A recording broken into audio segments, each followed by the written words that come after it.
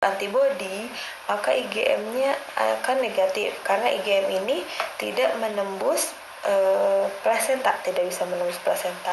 Namun apabila janin tersebut atau bayi tersebut memiliki atau membentuk aktif antibodi, maka tes IgM-nya akan positif.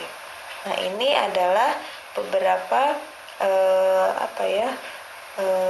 guideline atau keadaan yang harus kita pahami sehingga kita akan bisa menentukan apakah infeksinya akut atau sudah lama, apakah infeksinya secara pasif ataupun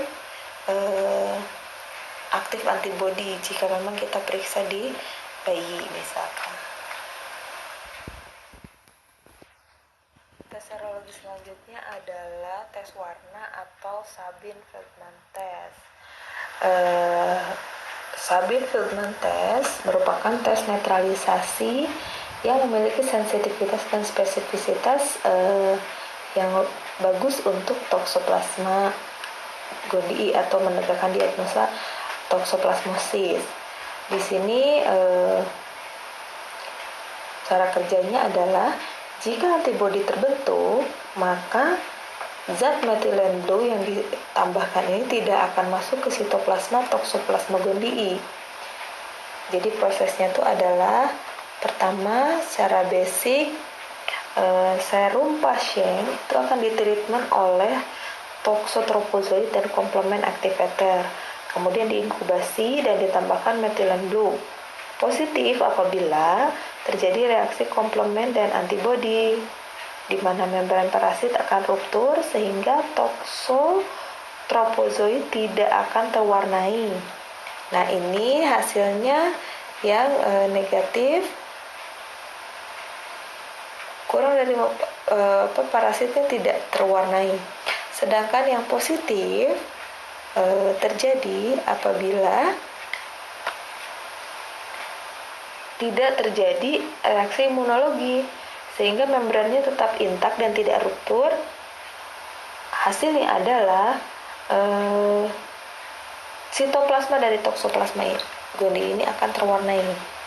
Ya, jika terlihat warna berarti hasilnya adalah negatif. Apabila tidak terwarnai itu hasilnya positif karena membrannya berarti ruptur. Ya.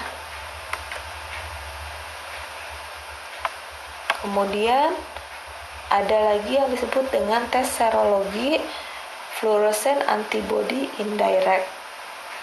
Ini juga menggunakan fluoresen, itu rodamin yang sudah dikonjugasikan dengan antibodi pada pasien, pada serum pasien maksudnya. Nah, antigennya ini, inserted antigennya itu ceritanya sudah disiapkan di laboratorium. Yang kita lihat adalah pendarahan cahayanya yang memperlihatkan dari antigen.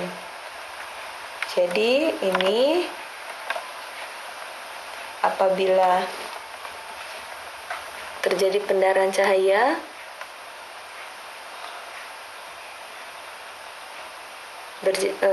berarti terjadi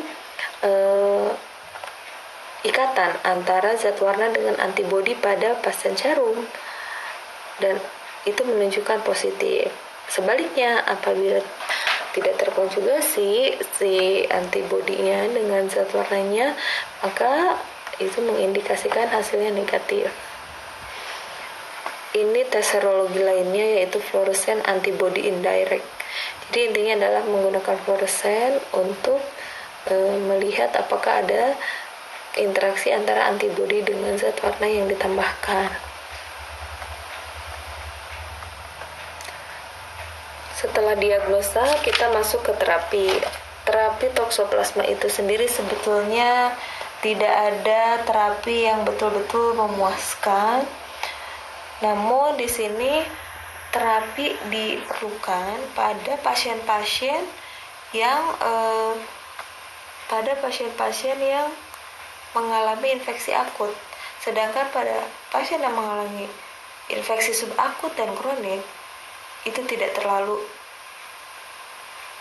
helpful, sehingga terapi ini diindikasikan pada simptom-simptom yang memiliki gejala akut. Yang sering digunakan adalah obat-obat jenis di layar ini.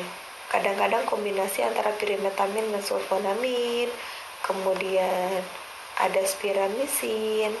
Khususnya spiramisin ini biasanya diberikan kepada ibu hamil yang terinfeksi Toxoplasma gondii, yang diberikan antara 4-6 minggu.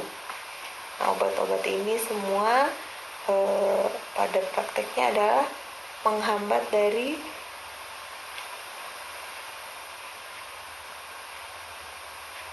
keparahan toksoplasma itu sendiri. Kemudian ini adalah faktor-faktor yang mempengaruhi gejala atau manifestasi yang muncul dari pasien yang terkena toksoplasmosis. Nah, sensitivitas dari infeksinya itu tergantung dari spesies hewannya itu sendiri, kemudian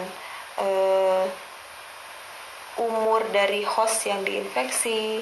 Karena semakin tua, misalkan pertahanan tubuhnya semakin rendah, sehingga manifestasi klinis akan lebih berat. Nah,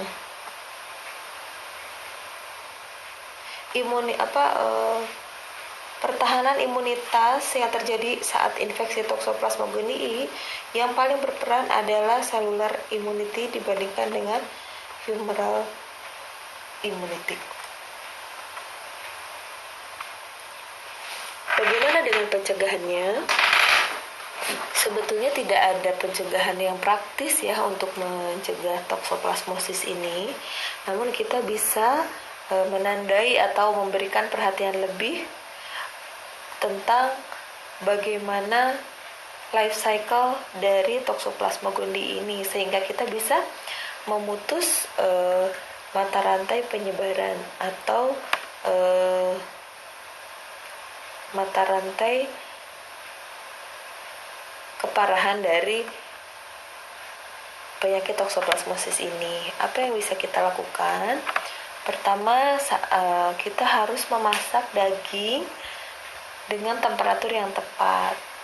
Hindari memakan makanan yang setengah matang, contohnya. Yang kedua, selalu mencuci buah-buahan dan sayuran sebelum dimakan, apalagi saat sayuran tersebut tidak dimasak.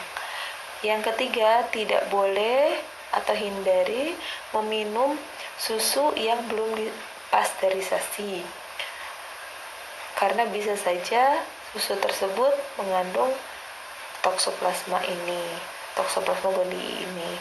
Kemudian kita harus memakai sarung tangan saat berkebun. Kemudian apabila mempunyai kucing, gantilah pasir buang air besarnya setiap hari dan wadahnya dibersihkan. Lalu kemudian apabila kita memiliki anak kecil dan memiliki beberapa kotak mainan, maka harus ditutup dengan rapat. Jangan sampai kotak mainannya tersebut dipakai kucing untuk buang air besar.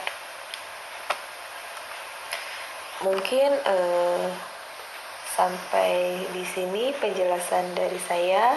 Apabila ada pertanyaan atau hal yang masih kurang jelas, silahkan dikumpulkan. Nanti insya Allah akan saya jawab melalui ketua angkatan. Baik, terima kasih atas perhatiannya. Wabillahi taufiq wal hidayah. Wassalamualaikum warahmatullahi wabarakatuh.